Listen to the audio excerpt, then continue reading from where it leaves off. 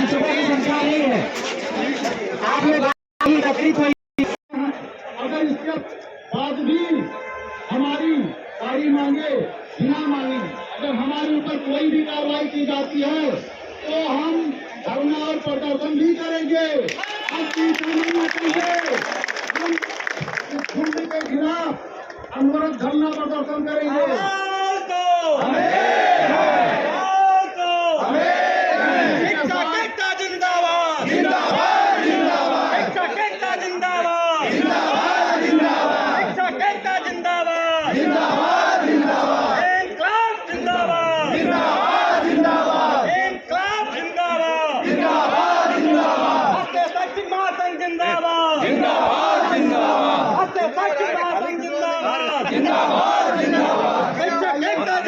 आदेश का तब तक पालन नहीं करेंगे जब तक वो हमें जो आवश्यक संसाधन है उसको उपलब्ध नहीं करा देंगे। क्या आप सभी सहमत हैं?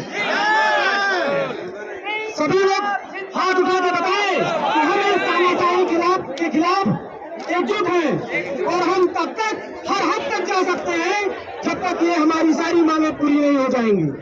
और कदापि कोई भी शिक्षक साथी किसी के भी भय और आतंक से डिजिटलाइजेशन नहीं करेगा।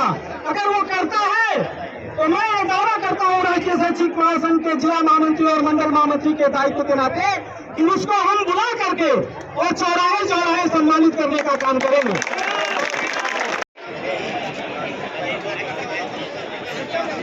आप सभी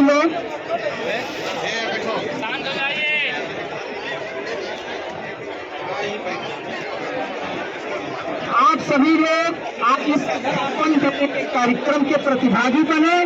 सबसे पहले राष्ट्रीय शैक्षिक महासंघ के तरफ से, पूरे जिला और ब्लॉक कार्यकारिणी की तरफ से आप सबका विशेष आभार, क्योंकि आपने ऐतिहासिक संख्या इस विपरीत मौसम में दिखा करके यह साबित कर दिया कि हम किसी भी गलत कार्य का विरोध काम के खिलाफ।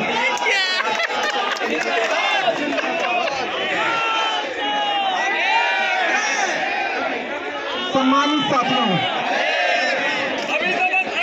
आज आगे बहुत लड़ाई है यार।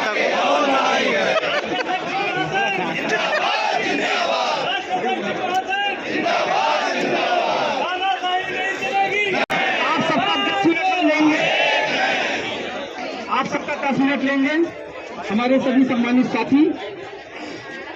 आज जिस विपरीत मौसम में विद्यालय करने के बाद आप सब लोग यहाँ अपनी बात को माननीय मुख्यमंत्री जी तक पहुँचाने आए हैं, उसके लिए बार बार आपका आभार।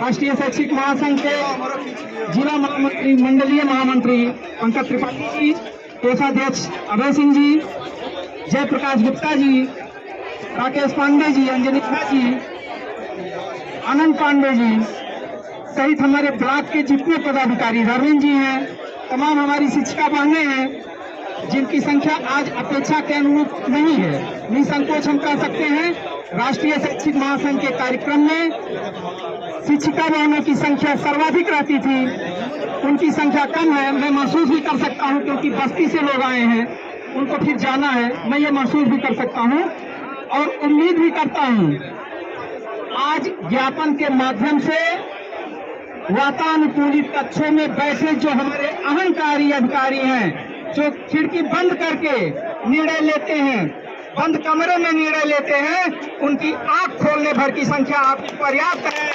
क्योंकि सभी जनपदों में आज ज्ञापन दिया जा रहा है, प्रदेश के सभी जनपदों में ज्ञापन दिया जा रहा है। इसका असर आपने कल देखा, आप सभी ने ट्वीट किया, ट्वीट करके अपनी भावनाओं से अवगत कराया और वह नेशनल न्यूज बना। तमाम जनप्रतिनिधियों ने संज्ञान लिया, एलआईयू ने संज्ञान लिया, प्रशासन ने संज्ञान लिया। औपचारिक रूप से हम लोग ज्ञापन देंगे, ज्ञापन पढ़ के यहाँ सुनाया जाएगा। ज्ञापन के जो भी बिंदु हैं अक्षर तक सही हैं। मैं पहले अपने मीडिया बंधु के माध्यम से शासन और प्रशासन तक ये बात पहुंचाना चाहता हूं कि अध्यापक उपस्थिति से भयभीत नहीं है, न ही उपस्थिति का विरोध करता है। लेकिन इन भ्रष्ट अधिकारियों के भ्रष्टाचार को कहीं न कहीं नैतिक रूप से या वैधानिक रूप से छिपाने का जो प्रयास किया जा रहा है उसके विरोध में है। एक व्यवस्था लाई गई, पहले हम लोग के विद्यालय में एमडीएम प्रारंभ हुआ। कोई अध्यापक अध्यापिका खानसामा नहीं है, खाना बनाने का उनके पास कोई विशेष अनुभव नहीं है, उनको एमडीएम बनाया गया। एमडीएम शिक्षकों ने बनाया, चलिए ठीक है, हमारे बच्चे हैं, अपने बच्चों के लिए हम काम कर रहे हैं। एडीएम साहब आ रहे हैं, जो लोग हैं करीब आ जाएं, शांत रहें, दो शब्द हम अपनी कह दें।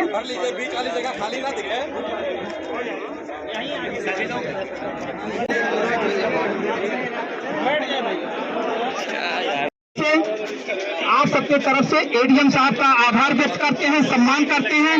ज्ञापन एडीएम साहब की उपस्थिति में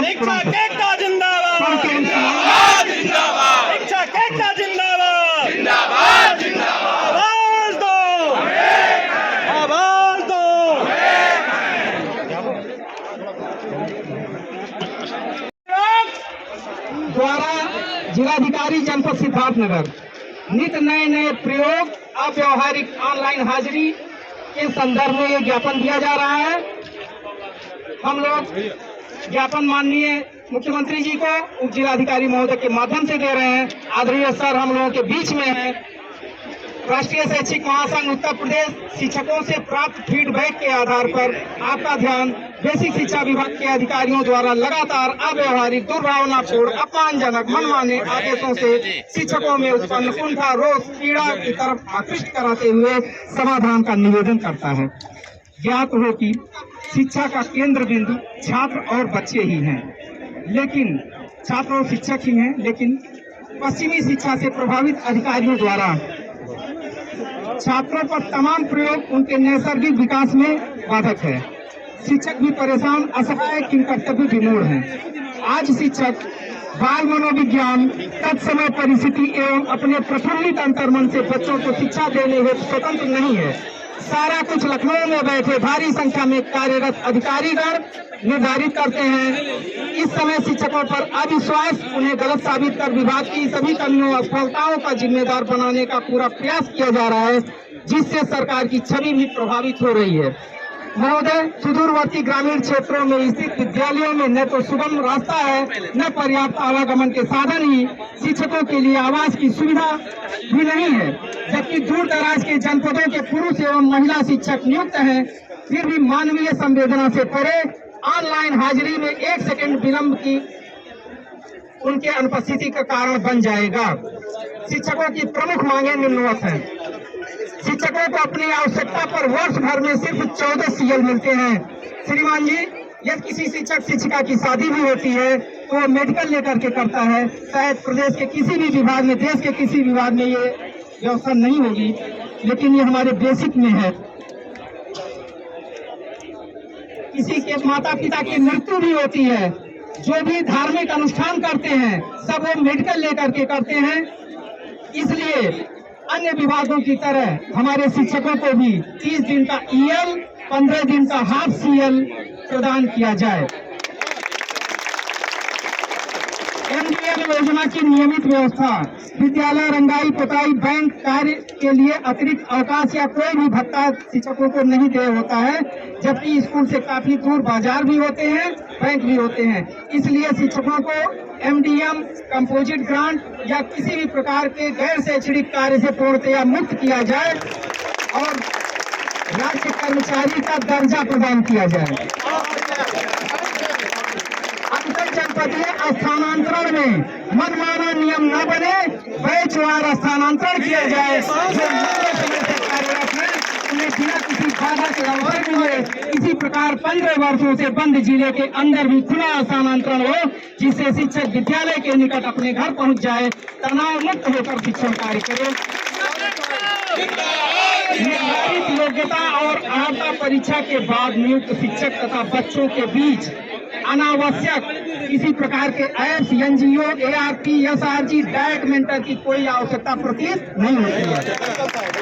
शिक्षक बच्चों के बीच में रहता है, उनकी योग्यता एवं मनोविज्ञान के सापेक्ष शिक्षण कार्य करने में समर्थ है। तमाम तरह के प्रयोग सिर्फ धन का अपव्यय है, एक उदाहरण से समझा जा सकता है। प्रदेश में नियुक्त 4400 लगभग एआरपी हैं, जिनके एक साल के वेतन में लगभग 400 करोड़ रुपए व्यय होता है। 4400 एआरपी पूरे प्रदेश में हमारे ही भाई हैं, हमारे ही बीच के शिक्षक हैं, और 400 करोड़ एक साल में खर्च होता है। 4-5 साल हो गया उनको नियुक्त हुए। इसी प्रकार सभी बीच से सभी पीईओ को वाहन है, एसी कमरे हैं।